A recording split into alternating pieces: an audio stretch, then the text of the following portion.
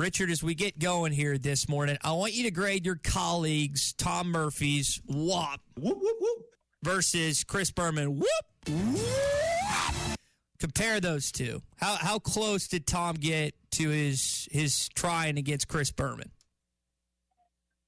Did he do an impersonation or something? Yeah, listen to this again. whoop, whoop, whoop. He was talking with Luke Haz yesterday about that play, and then here's Berman. How close was those two? Pretty decent. I thought he did a good, admirable job. We'll ask him about that tomorrow. Speaking of the tight end room, it got a little shorter this weekend. Sam Pittman announced on Monday that Varkey's Gums and Ty Washington no longer with the team. They're going to shake some things out there. I wonder your thoughts on heading into this weekend, what kind of impact that could have with just the depth there and maybe some guys like Lassiter and Joe Moore moving around.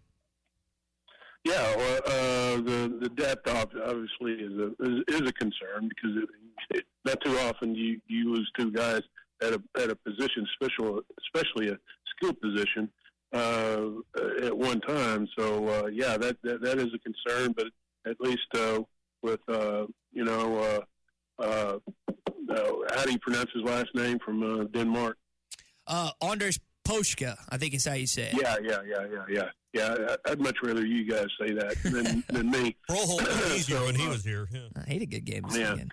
So, I mean, obviously that helps tremendously, and he's a big guy that's very physical, and we saw on Saturday he can catch the ball. So that's a plus. That takes away quite a bit of the sting of losing two.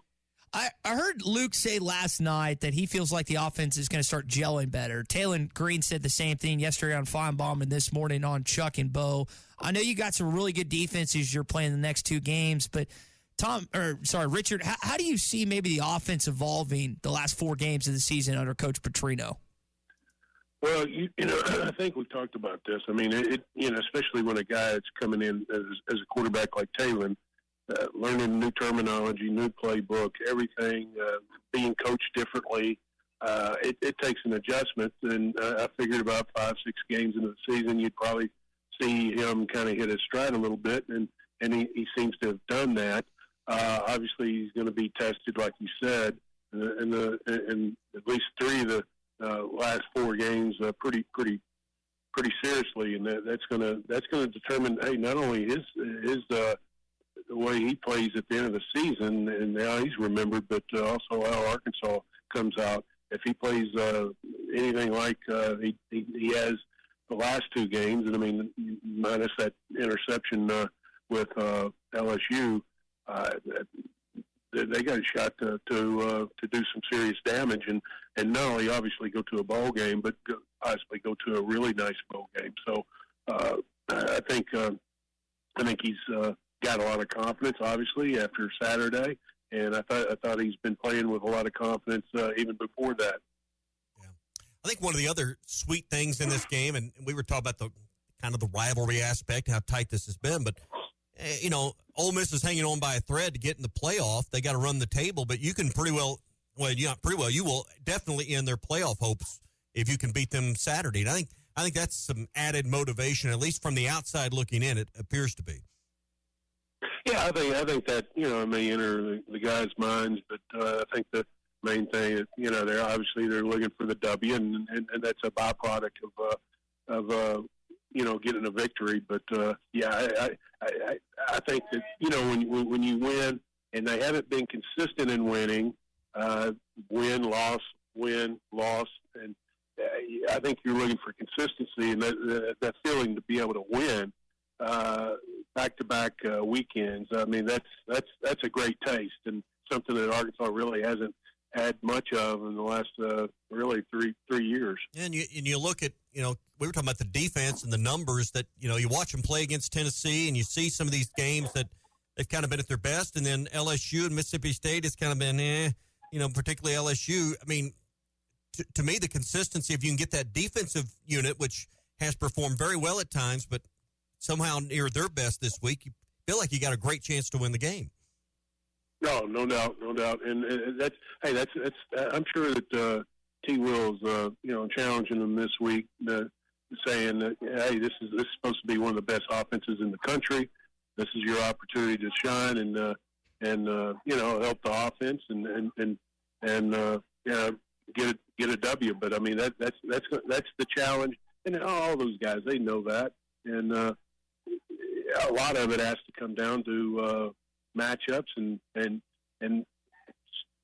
coaches know more so than obviously that we do about matchups, because they're able to break down the film and really study the film a lot more than what we can, and it's going to be interesting to see what matchups that they figure that they have the advantage of, offensively and defensively, and try to take advantage of that, and then obviously try to hide the weaknesses that they have.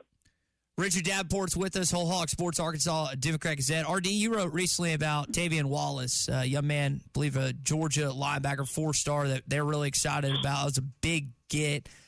What did you learn recently about Tavian? Well, he ran a 96-yard touchdown run. He ran 22.1 miles an hour, which is amazing for a guy about 220 pounds. He may be the fastest linebacker recruit Arkansas has ever signed, if he signs with Arkansas. Drew Sanders was a transfer, and he may be definitely one of the fastest guys that Arkansas had on campus. I think in high school, and I've just studied it.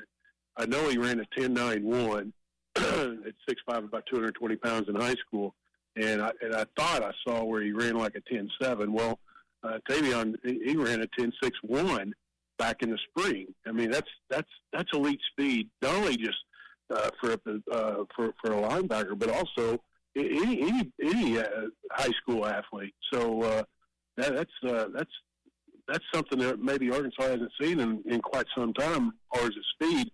And then his team's been using him for at running back, and he's had two 100-yard games. They haven't been using him a lot, but when they do, and they try to rely on him, he produces.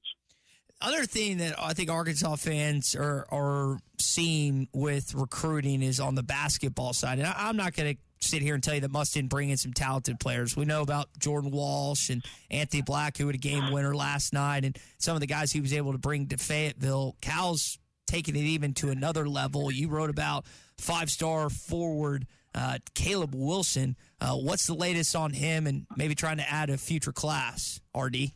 Yeah. Well, obviously he announced earlier this week he was taking an official visit to Arkansas, and he's just your typical 5-star top five prospect that you're seeing that's visiting Arkansas on a fairly consistent basis, and it's almost expected now with Coach Cal as the coach, but 6'9", 6'10", about 210 pounds. A guy that's very athletic, runs the floor well, scores mostly off of drives and around the basket. Outside game needs some improvement, but his defensive capabilities are very strong. So when you got a guy that's in the top 5, I mean, there's so many good things athletically and to one's game that you're an elite prospect. You got elite capability.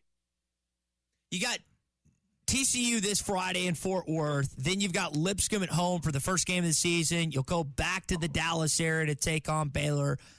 How smart of it was for Cal to put these tests in early, get some road games / neutral site games in so he can try and figure out his basketball team moving forward?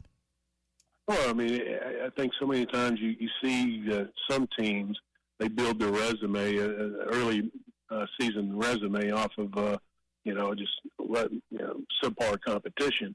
You really don't know what you got until you get into conference play. Well, he's going to know what he's got, and I think he already knows what he's got, but he wants to see them play together. And also, I think that's a plus on the recruiting trail.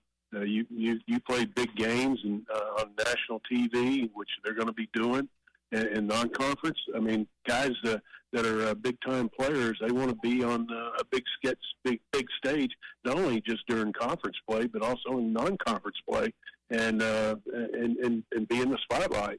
Miami, New York, Dallas, not a bad place to get your name out there if you're a high school / college basketball player. Richard, we'll leave it there, man. We appreciate you joining us, giving him some recruiting updates, and we'll do it again next week, hopefully following an Arkansas win against Ole Miss. Sounds good. See you, Ty. See you guys. All right, thanks, Richard. Richard Davenport with us here on the Morning Rush. Basketball fans, it's that time of year again. The NBA is back. From opening tip-off to buzzer beaters, BetOnline has you covered with the best odds, biggest promotions, and live in-game betting on all of your favorite teams. This season, every game matters. BetOnline has every stat, matchup, breakdown, and live odds to bet on during the games. And it's not just the NBA. BetOnline has odds on everything from football, MLB playoffs, NHL, to even political props. Head to the website today to get in on the action with America's most trusted site for online wagering. BetOnline, the game starts here.